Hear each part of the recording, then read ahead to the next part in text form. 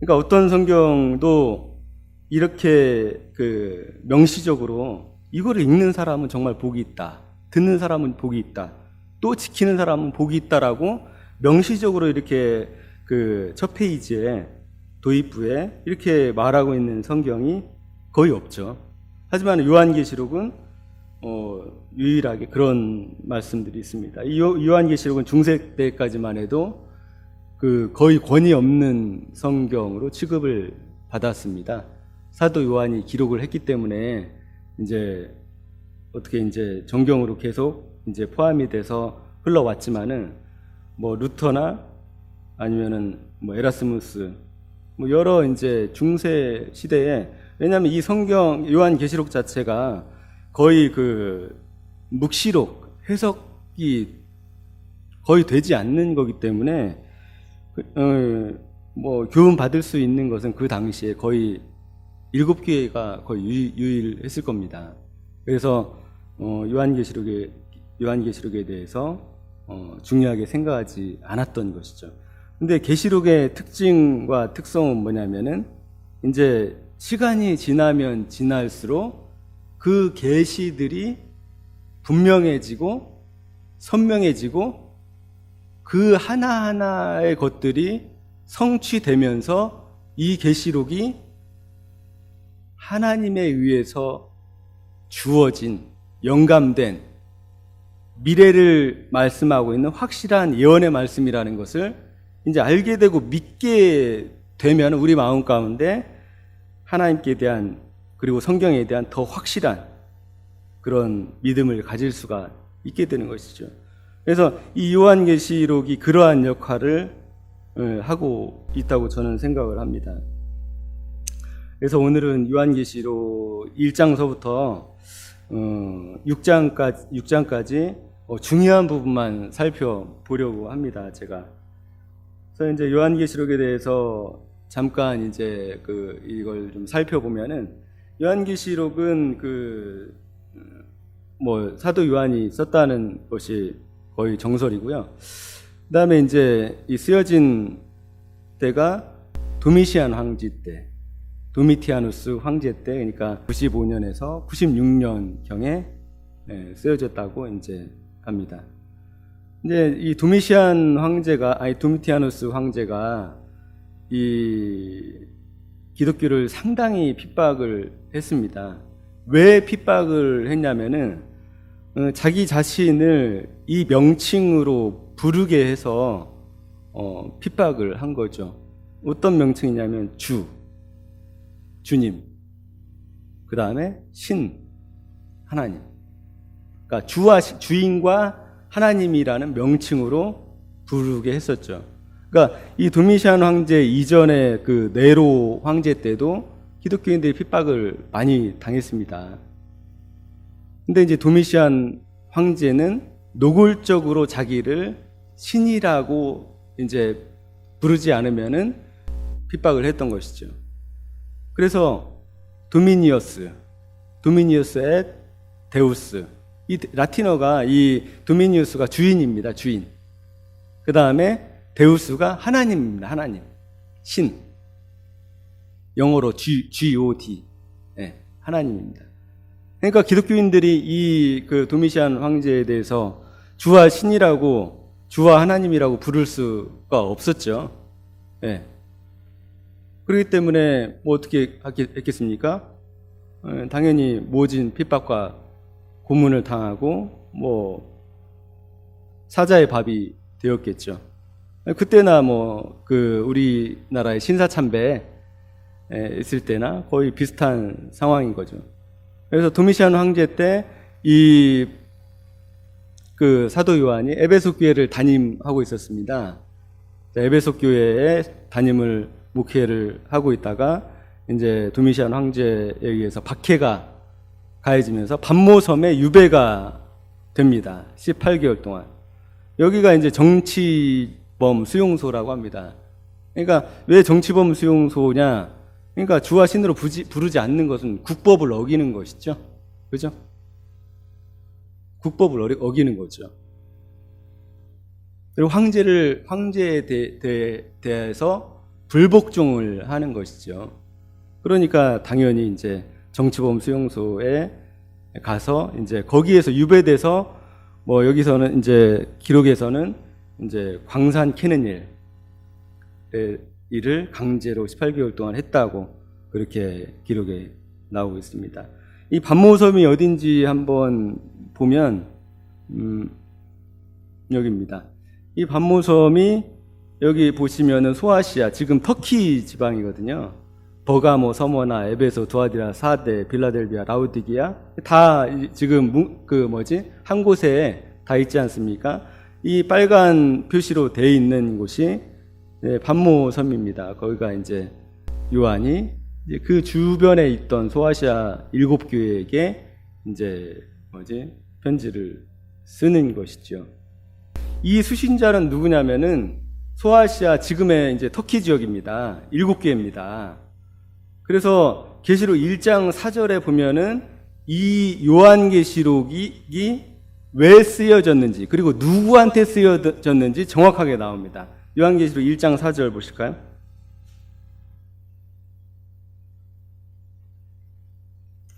보세요. 나 요한은 아시아에 있는 7교회에 이 편지를 씁니다. 어떤 걸 쓴다고요? 이 편지가 뭡니까? 계시록이죠. 네, 계시록을 써서 7교회에 보냈습니다. 지금도 계시고 전에도 계셨고 또 앞으로 또 오실 분과 그 보좌 앞에 있는 7영과 또 신실한 증인이시오, 죽은 사람들의 첫 열매시오, 땅 위에 왕들의 지배자이신 예수 그리스도께서 내려주시는 은혜와 평화가 여러분에게 있기를 빕니다. 여러분이라는 건 누굽니까? 1차적으로 7교회 성도들을 얘기하는 거죠. 이해 가세요? 1차적으로 7교회 성도들을 얘기하는 7교회 성도들이 이것을 보고서 요한한테 은혜와 평강이 너에게 있기를 원합니다. 당신들에게 이 여러분에게 있기를 원한다는 것은 1차적으로 7교회입니다. 7교회. 예수 그리스도께서는 우리를 사랑하시며 우리가 누굽니까? 7교회를 얘기하는 겁니다. 물론 우리도 지금 요한계시록을 읽고 있는 우리로 당연히 봤죠. 하지만 바울이 이 성경을 이 요한계시록을 누구에게 썼다고요? 7교회한테 써서 보낸 겁니다. 그러니까 이 요한계시록의 수신자는 7교회입니다. 정확하게.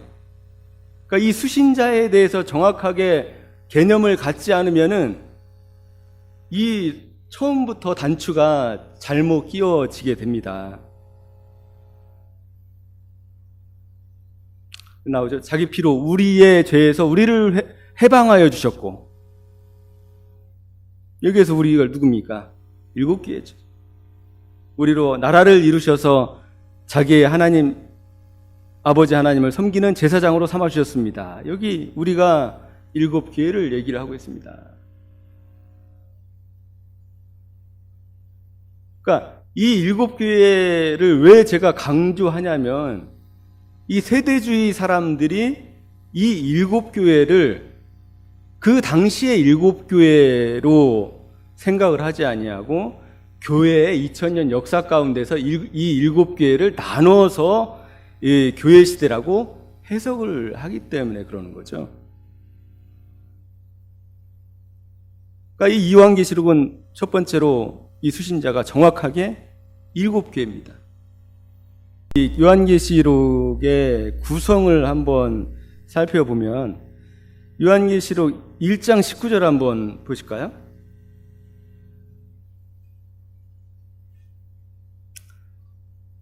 요한계시록 1장 19절 보면은 뭐라고 되어 있냐면, 그러므로 너는 네가 본 것과 지금의 일들과 이 다음에 일어날 일들을 기록하라.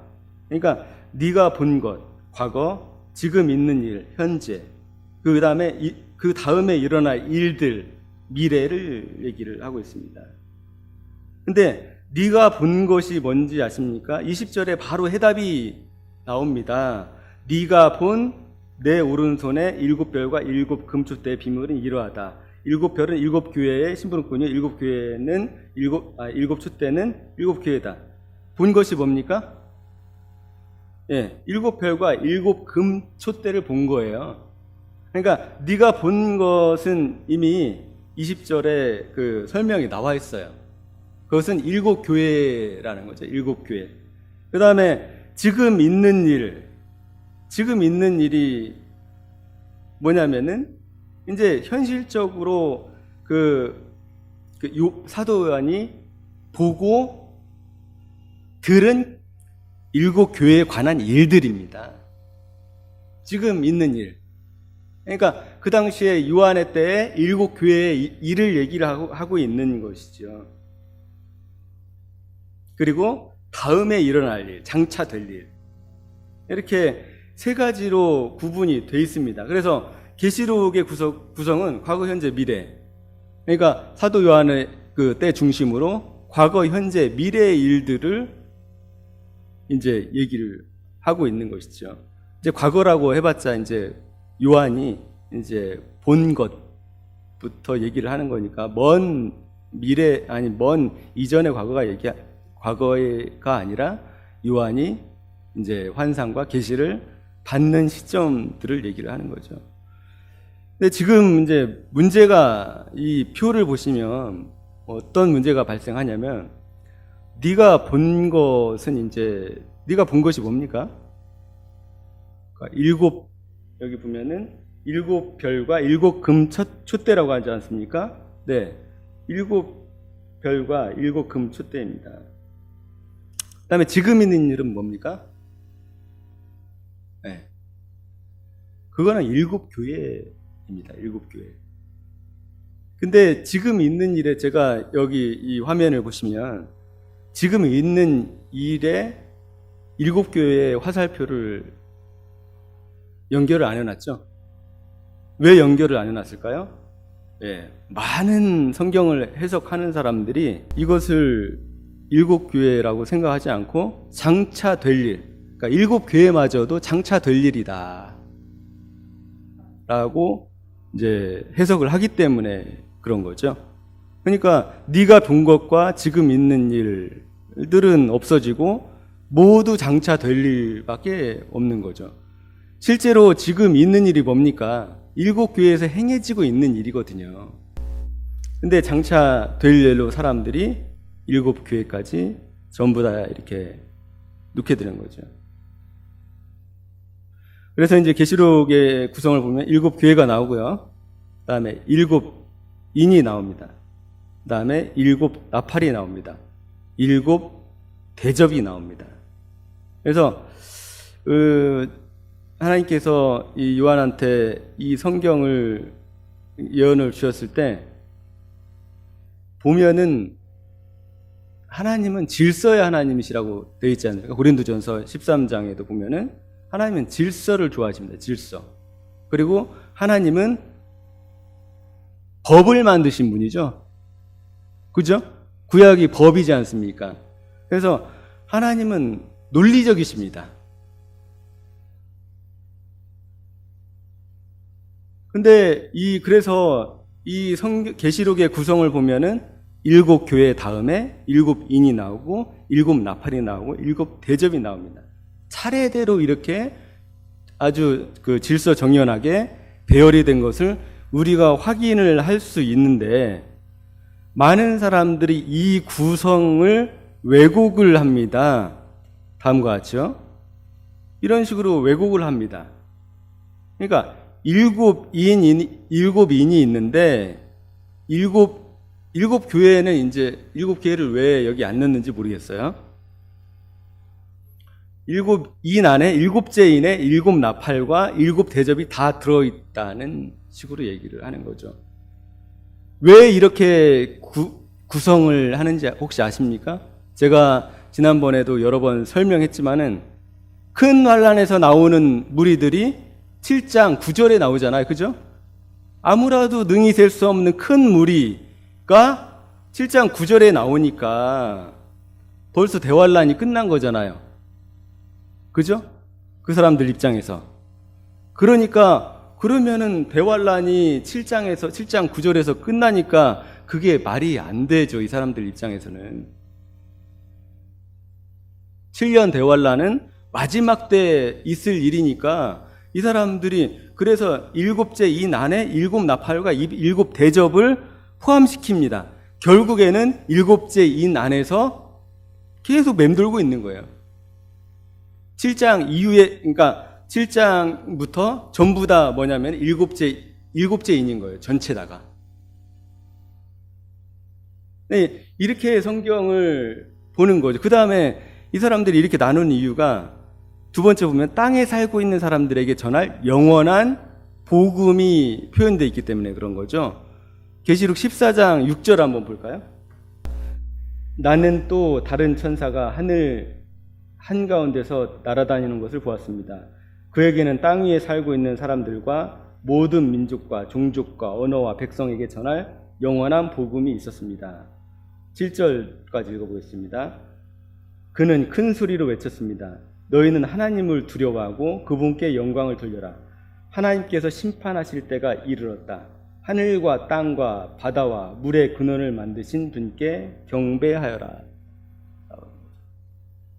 영원한 복음이 있다니까 어떻게 복음이 있을 수가 있습니까? 이 사람들 개념 안에는 7년 대환란은 이미 복음이 완전히 끝난 시대죠. 그죠? 복음이 있으면 안 되니까 이것도 이제 일곱 나팔이나 일곱 대접을 일곱째 인 안에 넣으려고 합니다. 또 14장 12절에 보면은 성도가 나옵니다. 성도들의 인내. 14장 12절 한번 보겠습니다. 거기에서 조금 올라가면은 하나님의 계명과 예수를 믿는 믿음을 지키는 성도들에게는 인내가 필요하다라고.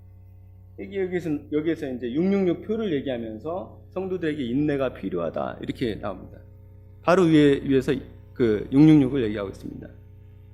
그러니까 영원한 복음이 나오고 성도가 나오고 그 다음에 대환란이 나오니까 이것을 구성됐다고 얘기를 하냐면 일곱째 인 안에 모든 것을 다 집어넣습니다. 결국은 일곱째 인은 안 끝난 거죠. 계속 이어지고 있는 거예요. 왜냐하면 그것은 1번 대환란에 나오는 큰 무리들 때문에 그래요. 대환란에서 나와.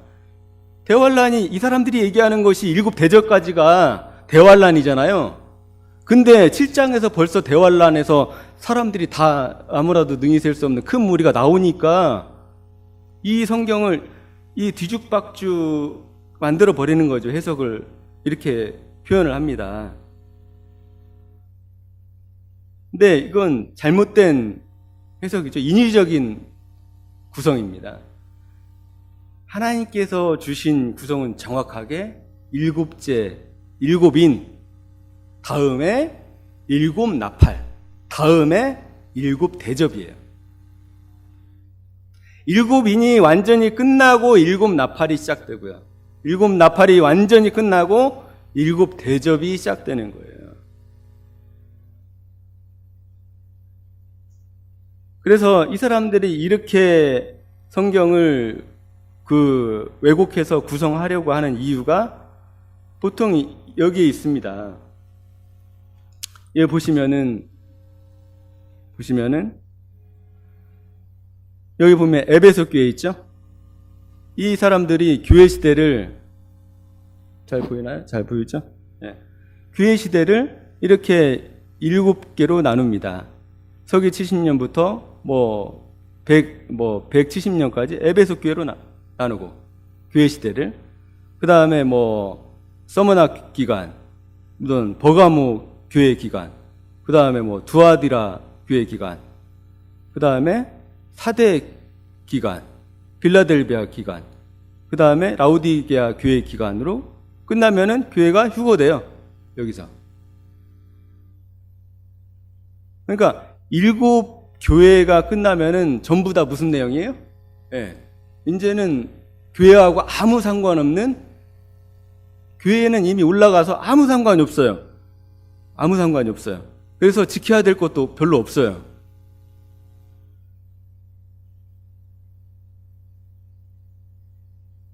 이렇게 세대주의에서 해석을 합니다.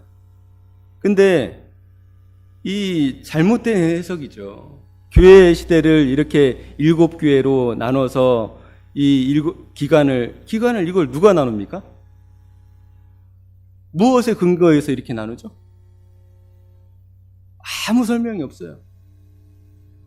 그러니까 7개니까 7교회로. 왜냐면은 그 이유는 아까 7장 9절에 그 대환란이 거의 끝난 큰 대환란에서 나오는 아무라도 능히 셀 수 없는 큰 무리가 나오기 때문에 사람들이 이렇게 무리수를 두게 되는 것이죠.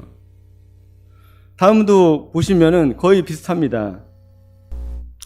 여기 보면은 교회 나오죠? 교회 시대가 나옵니다. 교회 시대를 이 세대주의에서는 7교회로 풉니다. 7개의 시대로. 그리고 바로 하늘로 올라가요. 그리스도의 심판석이 있고, 그 다음에 7인과 7대절까지 뭐가 다스리느냐면은 적그리스도가 다스리는 7년이라고 얘기를 합니다.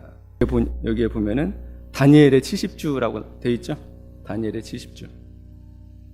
그래서 이렇게 성경을 해석을 하는 거죠.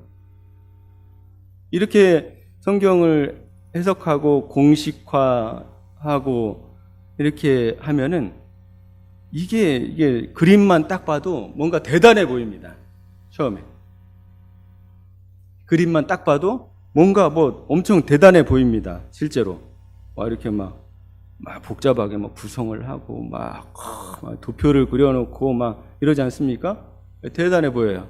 그러니까 사람들이 그리고 이거 이외에는 달리 해석할 저희가 없으니까 이제 이런 견해들을 받아들이고 아까 이제 성경에 대한 구성도 7인 안에 7나팔이 있고 7 대접이 있다 이런 식으로 구성도 이제 마구잡이로 이제 해석을 하게 되는 것이죠. 그래서 이것이 상당히 잘못된 개념이라는 것은 제가 7년 대환란에 대해서 이제 대환란 개념을 설명하면서 충분히 말씀드렸을 것입니다. 그리고 이 사람들이 이제 7장 9절에 아무라도 능히 설 수 없는 큰 무리가 대환란에 나왔다고 하는데 아무라도 능히 설 수 없는 큰 무리가 대환란에서도 구원받을 수 있다는 것에 대해서 명확하게 설명을 못합니다. 7년 마지막 때, 그러니까 그 사람들이 말하는 교회가 완전히 휴거가 되고서도 아무라도 능히 될 수 없는 큰 무리가 구원을 받는다는 것에 대해서 이게 앞뒤가 안 맞는 거죠. 그것을 해결하려고 아마 많이 고민을 하고 있을 겁니다. 오늘 잠깐 요한계시록에 대해서 간략하게 전체 다를 살펴볼 수가 없고요. 간략하게 중요한 내용들만 살펴보겠습니다. 먼저 요한계시록 1장 18절 한번 보시겠습니다. 13절 한번 보시겠습니다. 요한계시록 1장 13절. 촛대 한가운데 인자와 같은 분이 계셨습니다. 그는 발에 끌리는 긴 옷을 입고 가슴에는 금띠를 띠고 계셨습니다. 그러니까 13절 인자와 같은 분. 인자가 뭡니까? 예? 사람과 같은 분이라는 거예요. 사람의 모양을 하신 분이라는 거죠. 그죠? 그래서 이 계시록에서 보면은 이 예수님을 표현할 때 사람으로 표현을 전혀 하지 않습니다.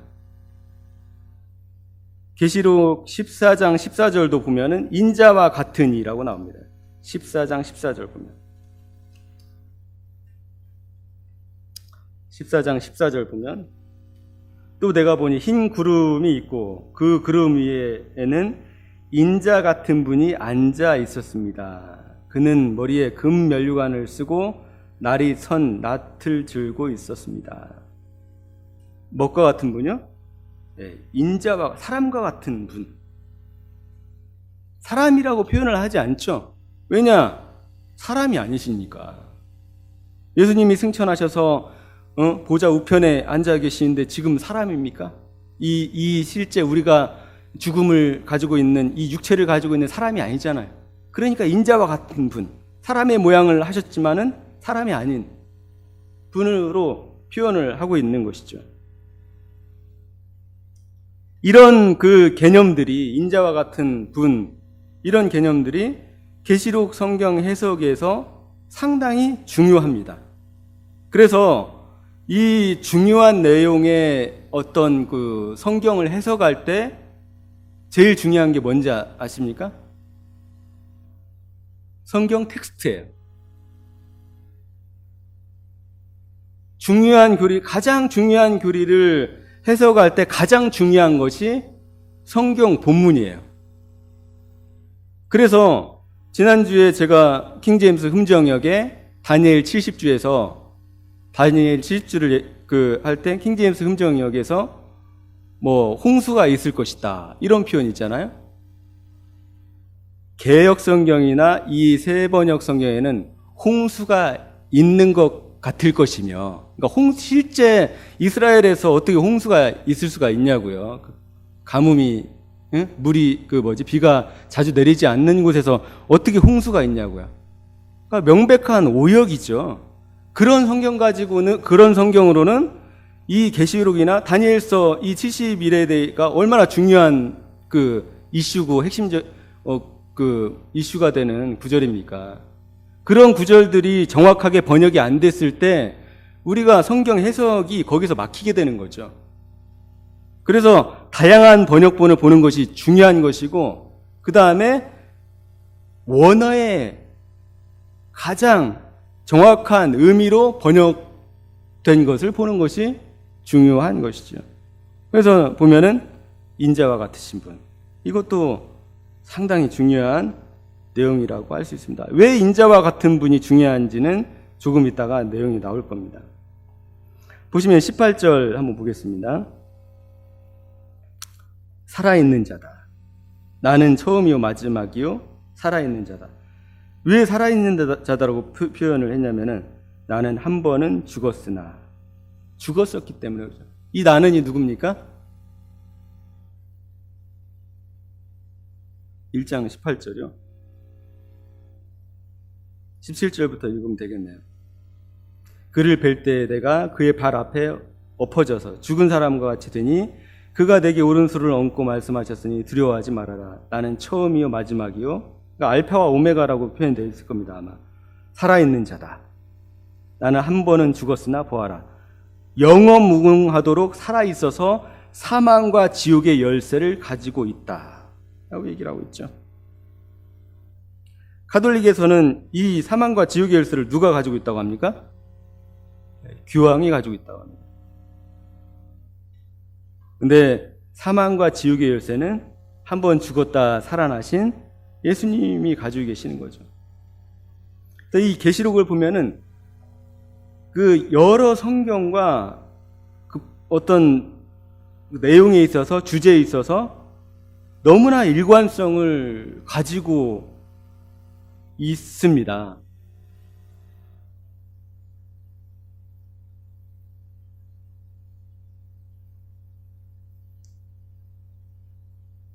그 다음에 이제 2장부터는 뭐가 나오냐면 교회에 대해서 나옵니다. 7교회에 대해서.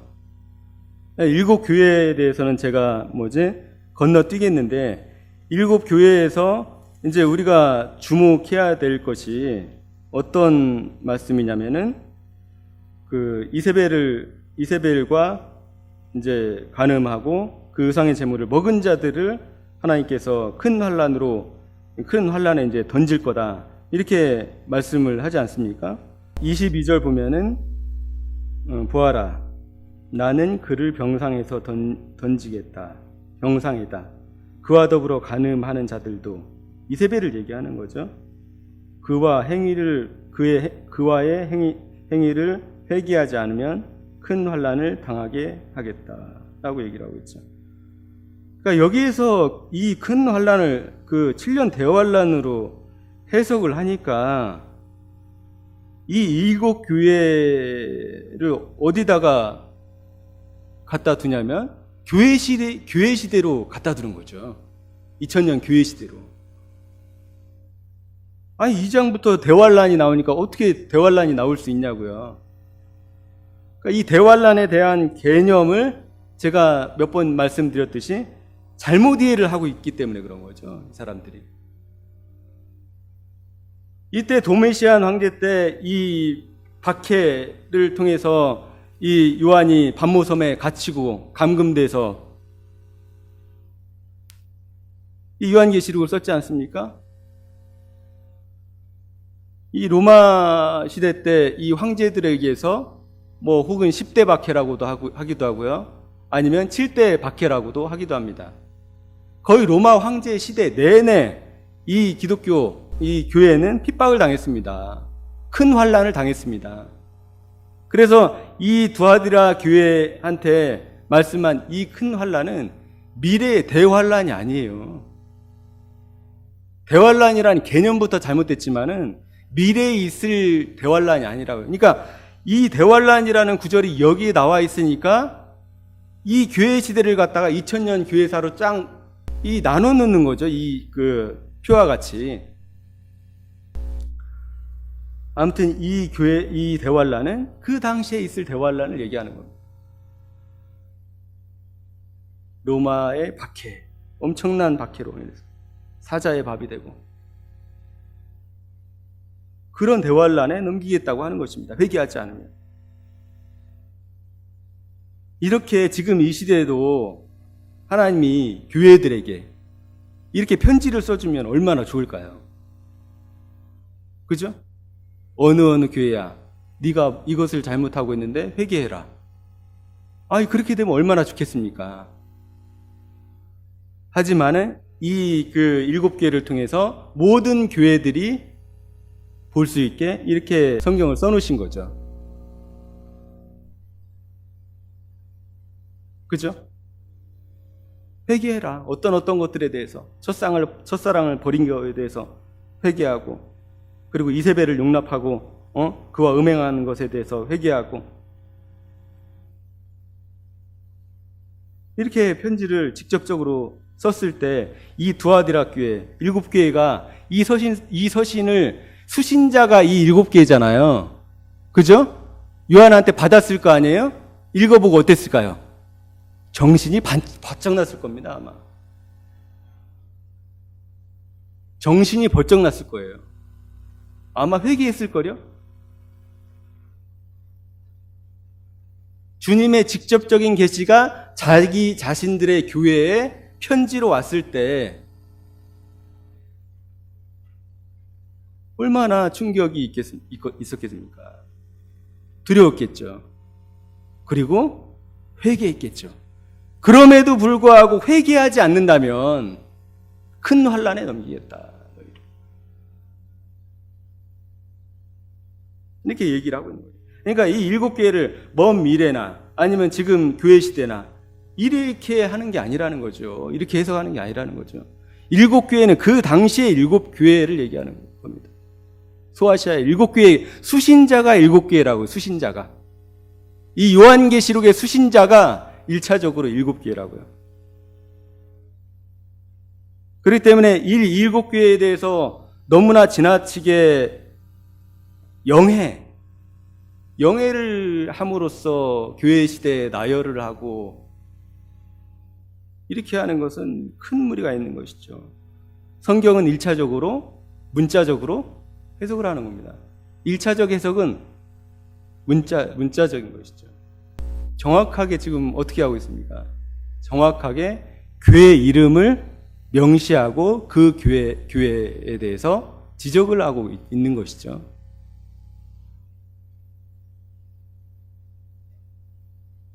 그래서 이 교회 일곱 교회는 이 교회 시대에서 이 교회들을 보면서 교훈을 받고 그다음에 우리가 회개할 부분을 회개하고 적용할 수 있지만은 이 일곱 교회가 곧 지금 있는 교회다라고 해석을 하면 그거는 상당히 잘못된 해석이 되는 겁니다.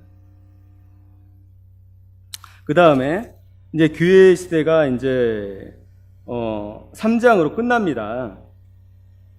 3장으로 끝나서 이제 4장 보겠습니다. 4장 1절 보겠습니다. 그 뒤에 내가 보니 하늘에 문이 하나 열려 있었습니다. 그리고 전에 내가 들은 그 음성, 곧 나팔 소리와 같이 나에게 들린 그 음성이 이리로 올라오너라. 이 뒤에 일어나야 할 일들을 너에게 보여주겠다 하고 말하였습니다. 그래서 그 음성이 이리로 올라오너라, 이것을 많은 사람들이 뭐라고 표현합니까? 교회가 휴거되는 걸로 해석을 합니다. 이 세대주의에서. 7교회가 끝났으니까 교회 시대가 끝났다고 요한한테 올라오는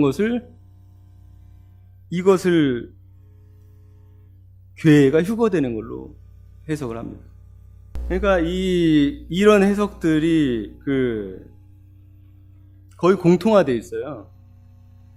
그래서 아무리 성경을 읽고 깨달으려고 해도 특히 계시록 같은 경우는 기존의 공식으로 성경을 해석을 하면 해석이 전혀 안 됩니다. 요한한테 올라오라고 한 것을 왜 그 사람들이 7장 9절에 있는 아무라도 능히 셀 수 없는 큰 무리, 큰 환란에서 나오는 자들을 교회라고 못 보는지 아세요? 안 보냐면은 그 대환란은 7년을 의미하기 때문에 다 끝난 다음에 올라오는 거기 때문에 이 7장 9절을 성도들이라고, 교회 시대의 성도들이라고 해석을 할 수가 없는 거예요. 그 7년 대환란이라는 그 잘못된 개념 안에 완전히 갇혀버린 거지, 이 사람들이. 그래서 대환란만 나오면 무조건 이제 뒤에다 갖다 붙이는 거예요. 그러니까 그러면 교회의 휴거가 어딨냐, 교회가 주님께 올라간 곳이 어딨냐 찾아보니까 요한한테 올라오라고 했을 때 이걸 찾는 거예요. 이걸 유치하게. 요한이 교회네. 요한이 교회가 되는 거잖아요, 지금. 그죠? 요한이.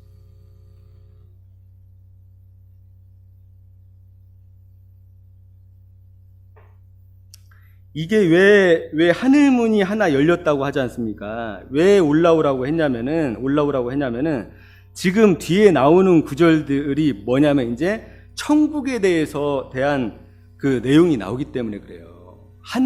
하나님의 나라에 대한 그 내용이 나온다고요. 4장 6절에 보면 보좌의 앞은 마치 유리바다와 같으며 수정을 깔아놓는 듯 하였습니다. 이 하늘나라를 표현하고 있다고요.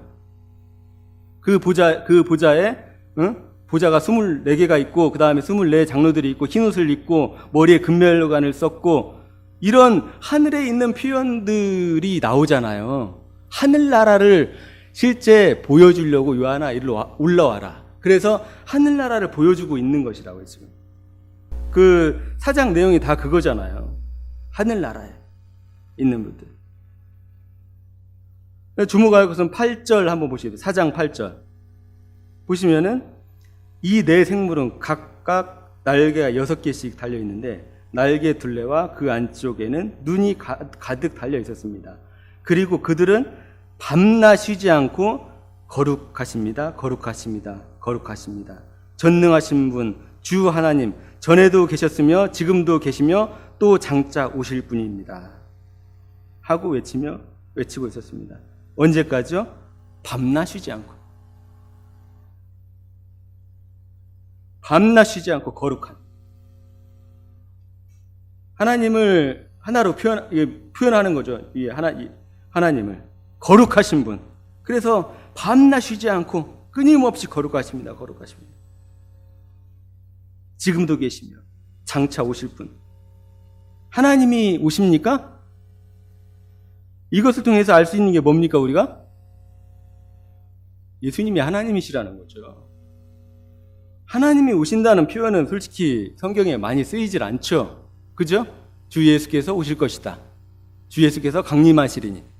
그러나 장차 오실 분이십니다. 즉 삼위일체를 얘기하고 있는 거죠. 예수님 자신이 하나님이시라는 거죠.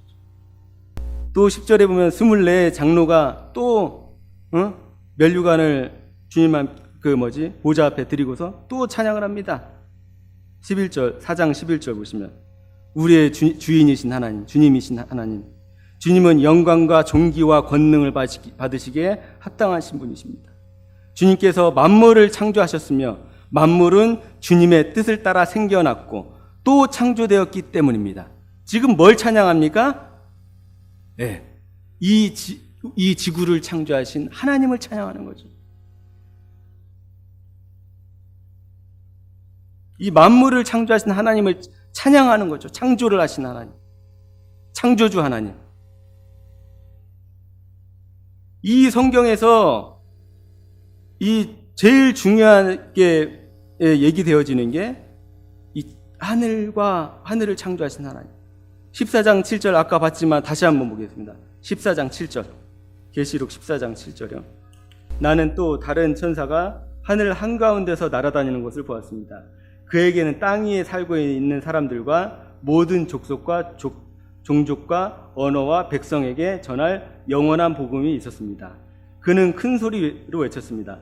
너희는 하나님을 두려워하고 그분께 영광을 돌려라. 하나님께서 심판하실 때가 이르렀다. 하늘과 땅과 바다와 물의 근원을 만드신 분께 경배하라. 어떤 분께 경배하라고요? 네. 하늘과 땅과 바다와 물의 근원을 만드신 분께 경배하라. 즉 어떤 하나님이에요? 창조주 하나님을 경배하라. 창조주 하나님을 경배하라는 거예요. 그래서 이 세대주의에서는 여기 나오는 계시록 14장 6절에 나오는 영원한 복음을 다른 복음이라고 얘기를 하죠. 그죠? 그래서 우리가 지금 살고 있는 시대의 이 복음은 은혜의 복음이라고 하고요. 계시록에 이 사람들한테 전해지는 복음은 영원한 복음, 그러니까 우리하고 다른 복음이라고 얘기를 합니다. 그런데 바울이 얘기하지 않습니까? 다른 복음을 전하면 뭐라고요? 저주를 받는다고 그랬잖아요. 이 바보 같은 사람들이죠. 세상에 복음은 유일합니다. 예수 그리스도께서 우리를 위해서 죽으신 그거 외에 없어요.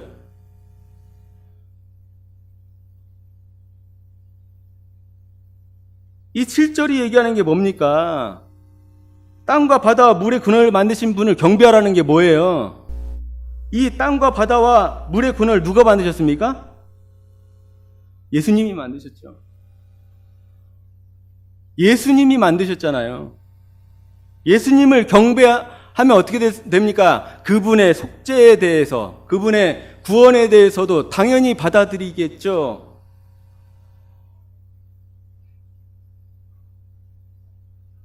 당연히 받아들이죠. 영원한 복음. 그래서 이 영원한 복음은 행위로 구원을 받는다고 이렇게 또 행위 구원을 얘기를 합니다.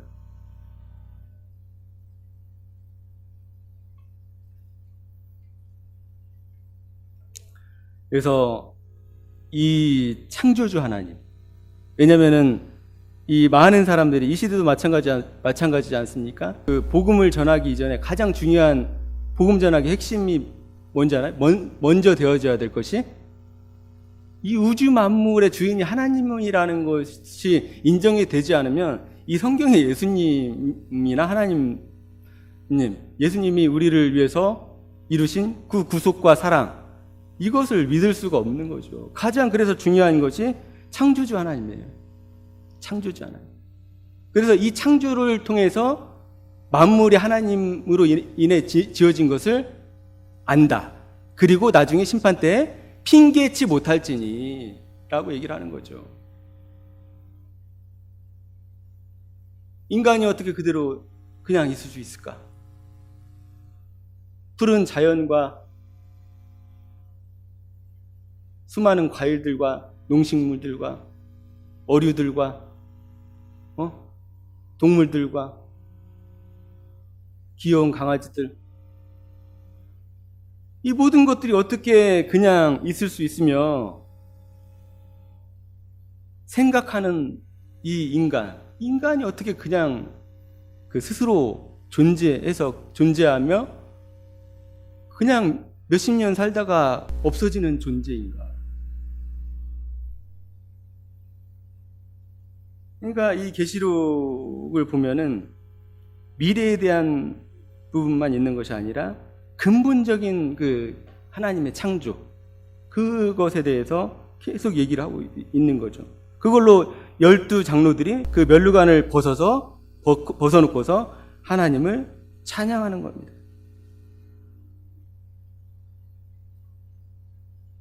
주께서 만물을 창조하셨으며 만물은 주님의 뜻을 따라 생겨났으며, 뜻을 따라 생겨났고 주님의 뜻을 따라 또 창조되었기 때문에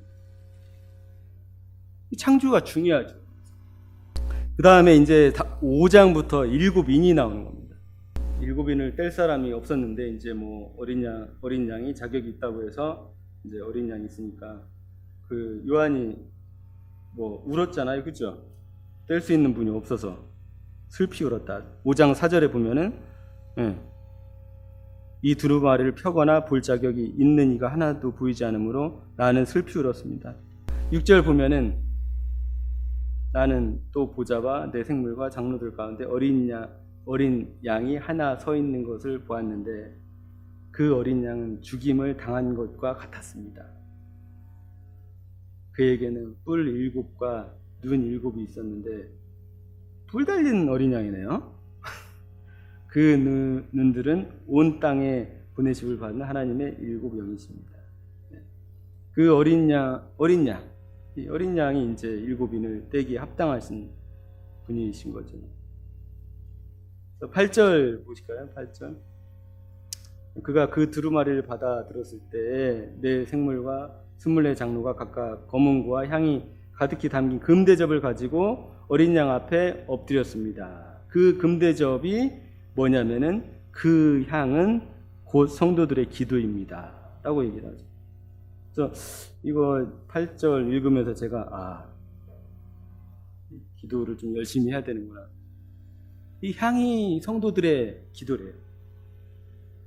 그래서 그리고 이제 7장에 가보면은 이 성도들의 이 기도가 모여져서 완전히 응답되는 그 표현도 나오거든요. 거기 한번 가볼까요? 8장 1절이요. 1절부터. 그 어린 양이, 아까 그 어린 양이죠? 7째 봉인을 떼실 때에 하늘은 약 반 시간 동안 고요하였습니다. 그리고 나는 하나님 앞에 서 있는 7 천사를 보았습니다. 그들은 나팔을 하나씩 가지고 있었습니다. 또 다른 천사가 와서 금향료를 들고 제단에 섰습니다. 그는 모든 성도의 기도에 향을 더하여 보좌 앞 금 제단에 드리려고 많은 향을 받았습니다. 그래서 향의 연기가 성도들의 기도와 함께 천사의 손으로부터 하나님으로 올라갔습니다. 뭐가 올라가요? 지금 기도가 올라가는 거죠. 기도가. 그 뒤에 그 천사가 향로를 가져다가 거기에 제단 불을 가득 채워서 땅에 던지니 천둥과 요란한 소리와 번개와 지진이 일어났습니다. 이게 7째 인의 성취입니다.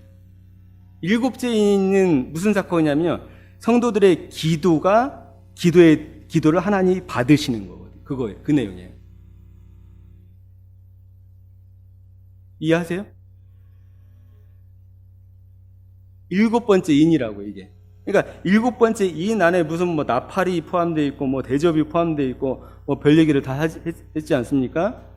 7째 인은 7째 인으로 끝나는 거라고요. 7째 인은. 왜 끝나냐면은 7장 마지막 절 후반절 보면은 흰 옷 입은 큰 무리가 나온다. 큰 환란에서 나옵니다.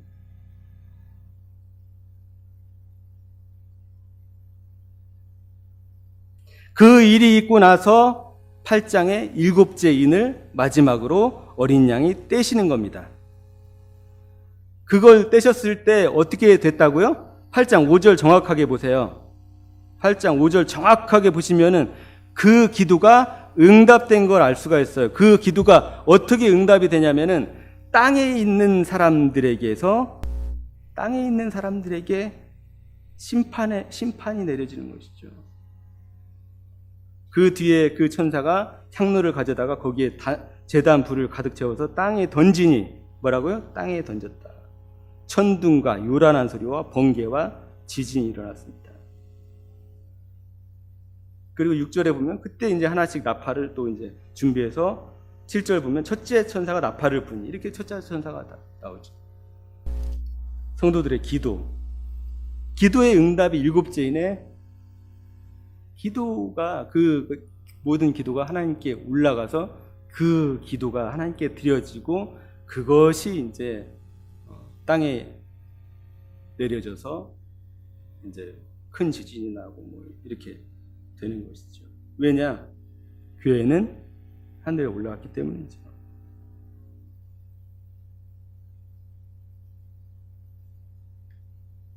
그 다음에 이제 보시겠습니다.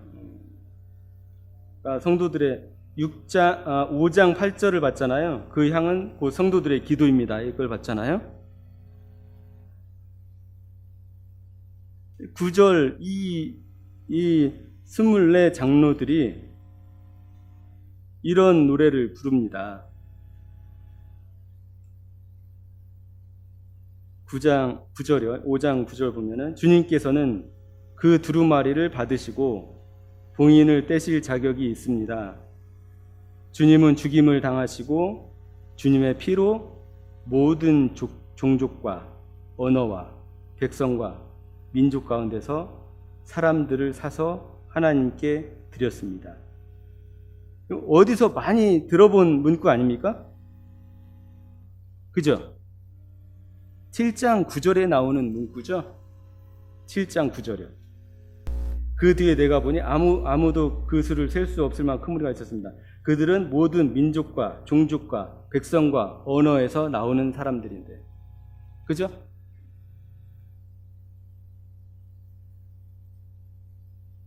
비슷하죠? 그 피로, 주님의 피로 모든 종족과 언어와 백성과 민족 가운데서 사람들을 사서 하나님께 드렸대잖아요.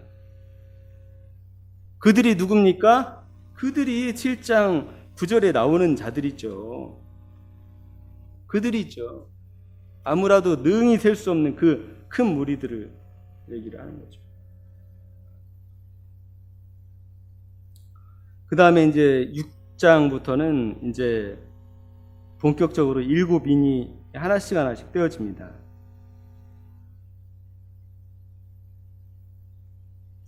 일곱 인 가운데서 이제 2절에 보면 첫째 말이 나옵니다. 첫째 인을 떼니까 흰말 한 마리가 있는데 그 위에 탄 사람은 활을 가지고 있었습니다. 그래서 이거를 예수님이냐 아니면 적그리스도냐, 뭐 적그리스도로 거의 대부분 그 해석을 합니다. 근데 이제 세대주의에서는 이 사람을 흰말 탄 적그리스도가 7년 대환란에, 여기 7년 대환란이에요. 그 사람들은 여기가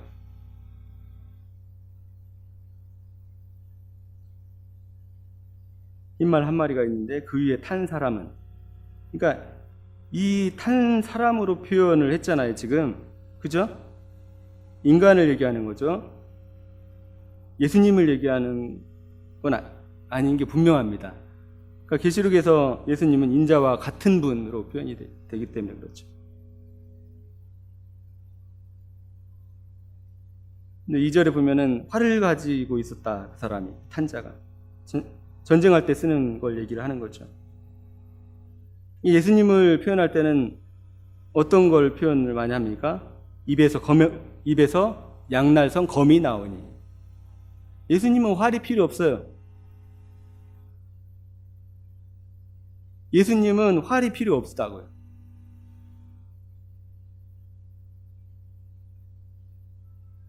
그분의 한마디 한 말씀이 권세와 권능이 있기 때문에 예수님은 이런 활을 가질 필요가 없어요. 나가고 이기고 나갔습니다. 이것을 대부분 이제 교환권으로 해석을 많이 합니다. 교환권.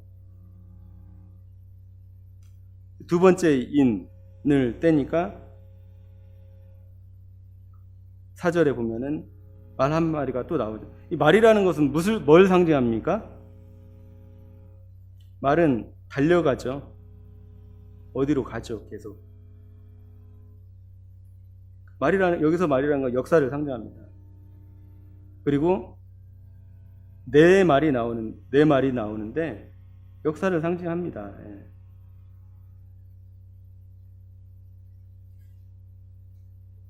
사절에 보면은 개혁성경에는 붉은 말이라고 표현이 됐고요. 이 세번역 성경에는 불빛과 같은 다른 말 한 마리가 뛰어나오는데 이렇게 불빛과 같다. 그러니까 뭐 붉은 말이라는 표현 같아요. 예. 그 위에 탄 사람이 서로 죽이는 일이 벌어지도록 땅에서 화평을 없애는 권세를 가졌습니다. 그 큰 칼을 받아서 가지고 있었습니다. 이거는 보통 이제 유대인 대학살이나 1, 2차 세계대전이나 이제 공산주의 이런 것들로 역사적 특징으로 많이 해석을 합니다. 그 다음에 다섯 번째, 셋째인 검은 말이 나오죠. 그래서 손에 저울을 들고 있는데 밀 한 대가 한 데나리온이요. 한 데나리온이 하루 품삯이기 때문에 하루 품삯이요 이렇게 번역을 했는데 이거는 잘못된 번역이죠. 데나리온을 그대로 음역해서 살렸어야죠. 밀 한 대야 한 데나리온이요. 보리 석대로다. 그 다음에 올리브 기름과 포도주는 해치지 마라. 이 뜻이 무엇인지 제가 아주 오랫동안 고민을 많이 했거든요. 결국은 기근이잖아요. 그죠? 기근인데 올리브 기름과 포도주가 해치지 않을 만큼의 기근이라는 거죠. 올리브유는 물이 없고 척박한 곳에서 자랍니다. 포도주도 마찬가지고, 포도도 마찬가지고.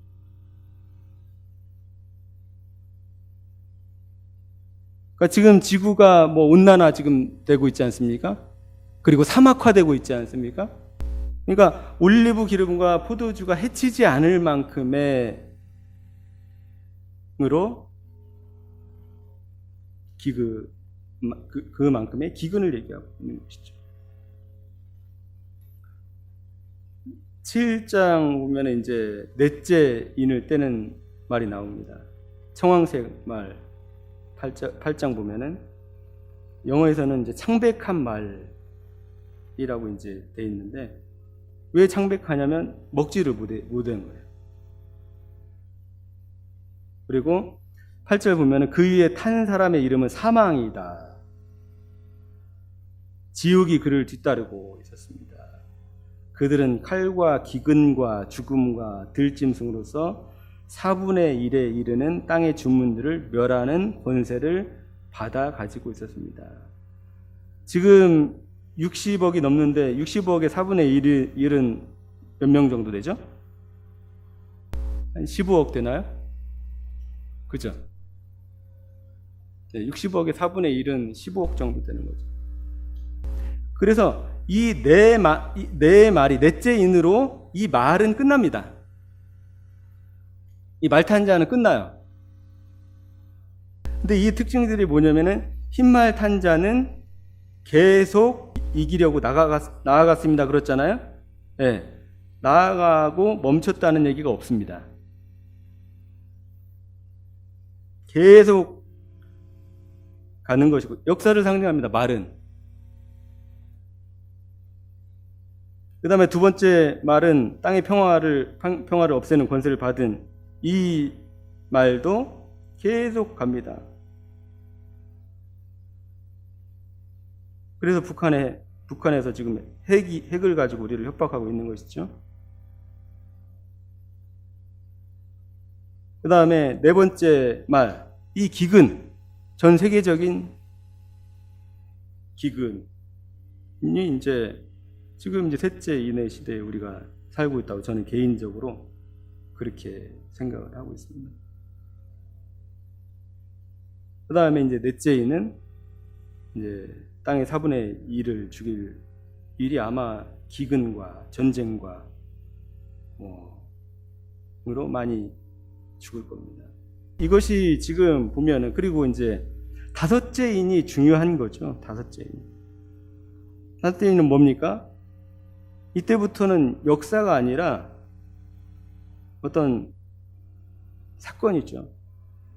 왜 제단 아래 있는 자들이, 죽임을 당한 영혼들이 왜 땅에 있는 자들을 심판하여 주지 않습니까? 라는 것이 이제, 그리고 11절에 보면은 아직 동료의 수가, 죽임을 당하는 수가 더 차기까지 너희들 좀 더 쉬어라 라고 얘기를 하는 걸 봐서 많은 그 기독교인들의 어떤 종교적인 박해가 있을 것이라고 예상이 됩니다. 하지만 이게 지금 땅에 거하는 자들을 심판해 주지 않고 있는 상황이라는 거죠, 하나님이. 근데 땅의 심판이 지금 이르지 않은 상황이라는 거죠. 그 다음에 12절 보면은 우리가 너무나 마태복음에서 잘 익히 알고 있는 1월 성신의 징조가 동일하게 나옵니다. 여섯째 인복. 그리고서 7장 9절에 보면은 아무라도 능히 셀 수 없는 큰 무리가 큰 환란에서 흰 옷을 입고 종려나무 가지를 들고 구원은 보좌에 앉아 계신 우리 하나님과 어린 양의 것입니다 라고 종려나무 가지를 흔들면서 찬양을 하는 거죠.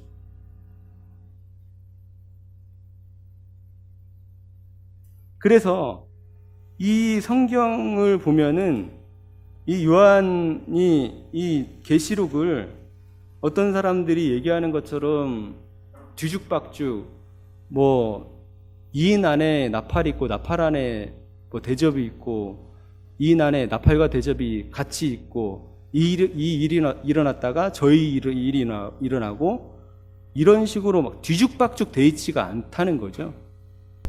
그래서 이 인이라는 것이 우리가 역사에 주님 오시기까지의 교회 시대의 역사라고 우리는 판단을 할 수 있습니다. 왜냐? 여섯째 인, 다섯째 인의 내용들을 보면은 하나님이 이 땅을 심판하지 않고 있다는 것을 알 수 있거든요. 그리고 다섯째 인에서는 왜 심판을 해주지 않습니까? 라고, 우리의 피를 신원해주지 않습니까? 라고 얘기를 하고 있기 때문에. 그리고 여섯째 인에서는 마태복음 24장과 같이 1월 성신의 징조가 동일한 1월 성신의 징조가 그대로 연결되고 있기 때문에 그런 거죠. 그래서 8장 이후에 보면 여덟째 이제 일곱 나팔이 시작되면서 본격적으로 이 땅에 심각한 문제가 이제 발생하는 것이죠. 한번 7장 3절 한번 보시겠습니다. 7장 2절부터 3절까지 한번 읽어보겠습니다. 그리고 나는 다른 천사 하나가 살아계신 하나님의 도장을 가지고 해 돋는 쪽에서 올라오는 것을 보았습니다. 그는 땅과 바다를 해할 권세를 받은 네 천사에게 큰 소리로 외쳤습니다. 그러니까 땅과 바다를 해할 큰 천사가 나오는 것은 이게 처음입니다. 이런 표현이 그 이전에 땅과 바다를 해할 권세를 받았다는 표현은 이 이전에 없어요. 그 다음에 3절 보면은 우리 하나님의 종들의 이마에 도장을 찍을 때까지 땅이나 바다나 나무들을 해하지 말아라 라고 나오죠.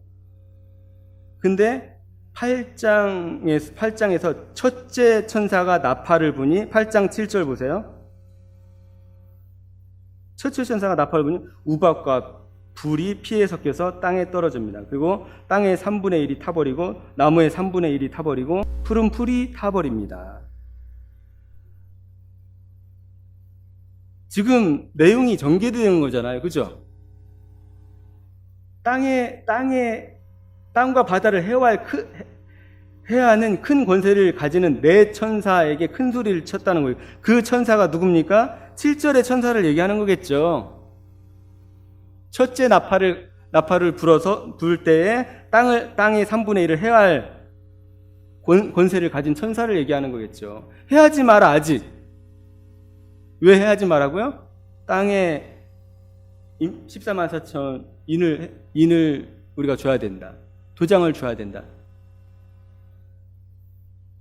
이때 이제 왜 14만 4천입니까? 유대인들? 그것이 뭐 정확하게 14만 4천인지 아니면 하지만 유대인은 분명합니다.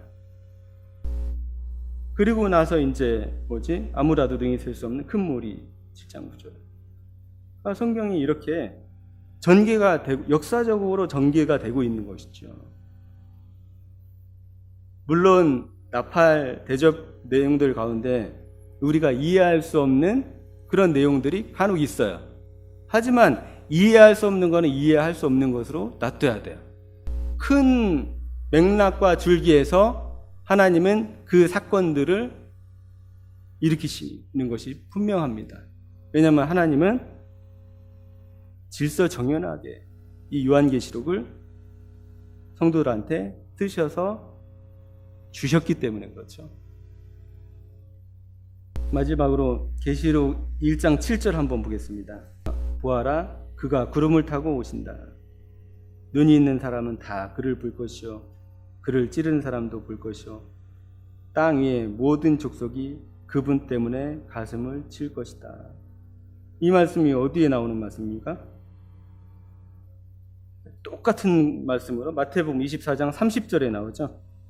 그때 인자가 올 징조가 하늘에서 나타날 터인데 그때는 땅에 있는 모든 족속이 가슴을 치며 인자가 큰 권능과 영광에 쌓여 하늘 구름을 타고 오는 것을 보게 될 것이다.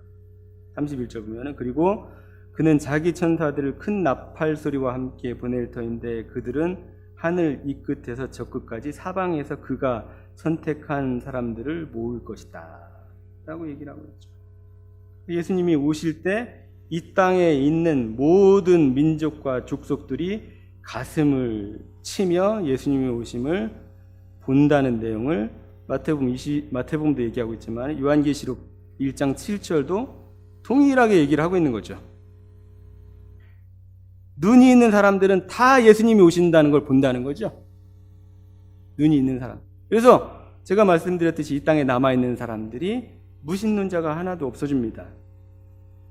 그래서 왜 나팔 시대에 왜 나팔 시대에 영원한 복음이 나오냐? 성도들의 인내가 왜 나오냐? 그것을 묻는 사람들은 어리석은 사람들이죠. 이 땅에 남아있게 되는 불행한 영혼들이죠. 이 땅에 남아있는 자들에게 마지막으로 이 사람들이 뭘 압니까? 정말 하나님이라는 존재가 계셨구나. 예수 그리스도가 정말 계셨구나. 그게 성경이 소설인 줄 알았는데 사실이구나. 라는 것을 알고 다 이제 반기독교인이 다 되는 거죠. 그래서 그들은 근데 뭘 통과해야 됩니까? 네. 666 표를 통과해야죠.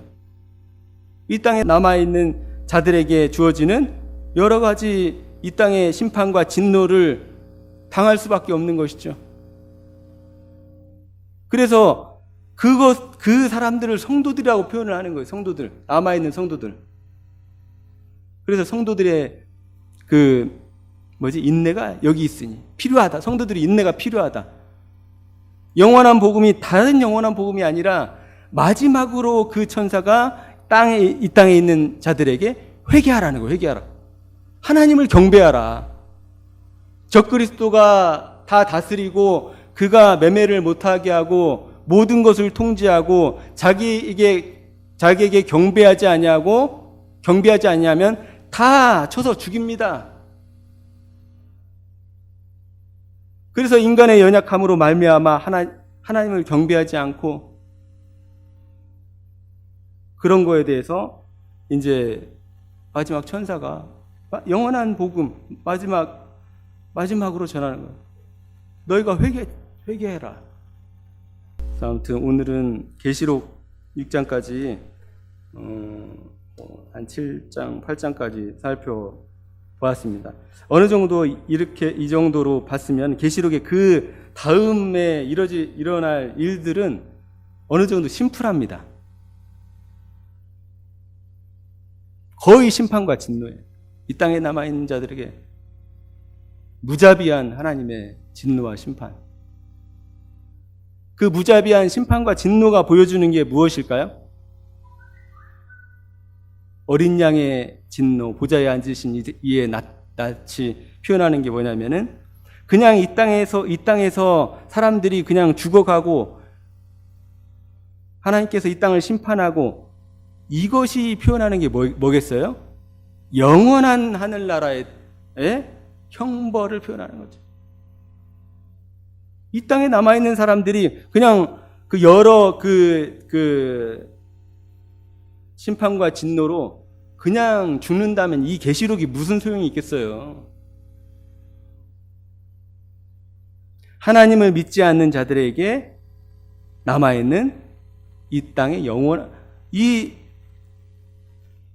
영원한 형벌에 대해서 얘기를 하고 있는 거죠. 계시록 얘기하고 있는 거죠. 계시록의 해석의 원칙을 좀 얘기를 한다면 계시록은 성도들이 이해할 수 있도록 쓰여졌습니다.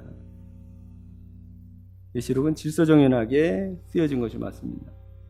그래서 일곱인과 나팔과 교회와 대접을 뒤섞어서 이렇게 섞어놓으면 이 세상 어떤 사람도 그 성경 해석이 안 됩니다. 죽었다 깨어나도 성경이 해석이 안 돼요. 계시록은 논리적으로 쓰여졌어요. 하나님은 논리적이신 분이기 때문에. 계시록은 처음부터 끝까지 일관성 있게 쓰여졌습니다. 죽임을 당한 어린 양, 한 번 죽었었던 것 같으신 분. 그 다음에 올 때에 눈 있는 자들이 다 자신을 볼 것이고 가슴을 칠 것이다. 그러니까 계시록이 기존의 그 작은 계시록이라고 하는 마태복음 24장이나 이런 내용들과 굉장히 맞물려서 우리한테 큰 힌트를 주고 있다는 거죠. 마태복음이나 누가복음이나 마가복음이. 그래서 그렇게 이해하지 않으면은 계시록은 항상 계시록으로 남아 있는 거예요. 계시록은 뭡니까?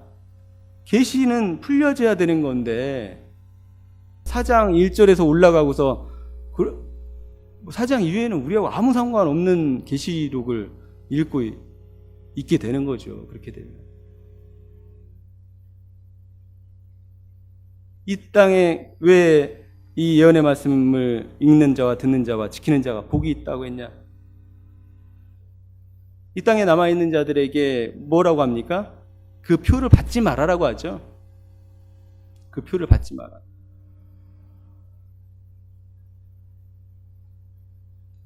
아무튼 이렇게 전체적인 계시록 내용에 대해서 간략하게 살펴보았습니다.